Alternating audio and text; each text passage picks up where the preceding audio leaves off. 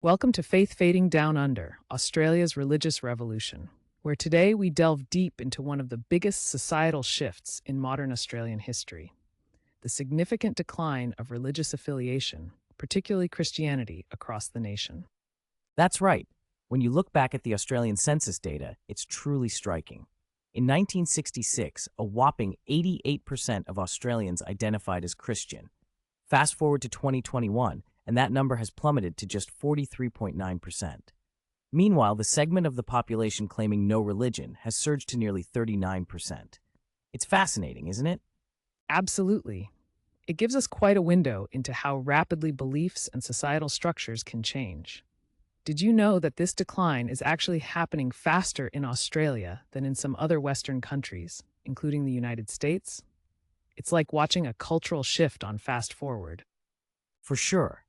And there are layers to this trend. It's not just a simple decline in one religion. We're witnessing an increase in non-Christian faiths too. Islam, Hinduism, and Buddhism are all growing communities, largely as a result of immigration from Asia and the Middle East. For instance, Islam now represents about 3.2% of the population, while Hinduism and Buddhism follow closely behind. Well, talking about changes in religious landscapes, how do you think the sociologists are interpreting this? Good question. Sociologists have been engaged in a lively debate about the causes underlying this secularization. They suggest that generational change plays a major role. Younger Australians, who were often raised in families that don't adhere strictly to religious beliefs, are less likely to affiliate with religion as they grow up. It reflects a broader cultural shift towards secularism. Interesting. This is where life cycle effects come into play as well, right? People often drift away from religion as they experience urbanization and pursue education. With more individuals moving into cities like Sydney or Melbourne for opportunities, they're encountering diverse beliefs and ideas. However, contrary to this trend, immigrant communities maintain their religious traditions, keeping practices like Islam and Hinduism very vibrant. Exactly. And it raises questions about faith in the public sphere. As more Australians identify as having no religion, what happens to public policy? How do schools and community services adapt? For instance, we're already seeing discussions about funding school chaplains versus secular programs, reflecting these new realities.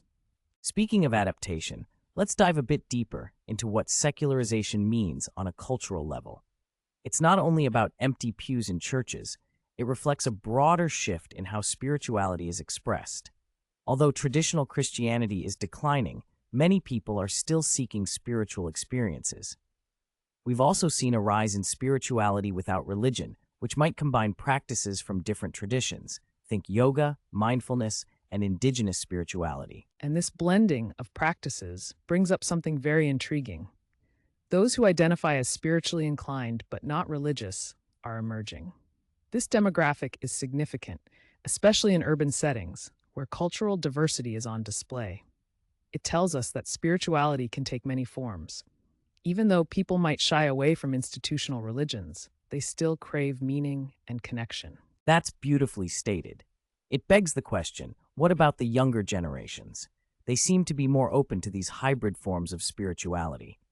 Recent studies have shown an interesting trend. Nearly 40% of Australians aged 15 to 44 identify with no religion at all. This indicates a decisive generational shift in beliefs and practices. Right. And it's important to note that even as some faiths decline, they don't completely disappear. While mainstream churches may see dwindling numbers, other groups, like Pentecostal churches, might still attract devoted followings. This shows how diverse the religious landscape is becoming while engaging sociologists and policymakers alike in a fascinating dialogue. Now, let's address the implications of these trends on identity and politics. As Australia becomes increasingly multicultural, discussions around identity intersect with how society views faith. How are ethnic religions adapting during this period where traditional Christianity is on the decline? Great insight. Ethnic religions hold a significant part of cultural identity for various communities. For example, many people from Islamic and Indian backgrounds sustain their connections through cultural events, dietary practices, and family traditions. This adaptability reinforces these religions' positions in an evolving social landscape, even as broader Christian affiliations decrease. Moreover, there's an element of resilience seen in these communities, right? They possess the tools to thrive amid changes in the broader population's beliefs. This resilience is crucial for maintaining cultural roots while navigating an evolving national identity. Absolutely. And as we discuss these shifts in Australia, it's essential to see this trend mirrored globally. Other nations grapple with similar experiences of declining religious affiliation, and global comparisons could provide deeper insights into how societies adjust. So true. Looking ahead, what do you think the future holds for religion in Australia? Are we headed toward a fully secular society, or will there be a revival of faith in different forms? It's hard to make predictions, but what is evident is the dynamic nature of religion and spirituality. It's a fascinating, ongoing story, and I believe as more people explore their personal beliefs, we'll continue to see new movements emerge. While organized religion might be on the decline, the search for meaning is evergreen. Before we wrap up, I'd like to ask, what do we want our listeners to take away from our exploration today? I think it's essential for our audience to recognize that the decline of traditional religious affiliation is not the end of spirituality. It signifies a transformation, a movement towards a more personalized approach to faith or no faith at all. Understanding this change can encourage us to engage in meaningful conversations across diverse beliefs. After all, each story shared enriches our communal tapestry. Well said. Remember, these changes challenge us to rethink how we define community in a world where belief systems are increasingly varied. Thank you for joining us today on Faith Fading Down Under. We hope you found our exploration thought-provoking and engaging. Tune in next time as we continue to uncover the threads that connect us all, regardless of our beliefs.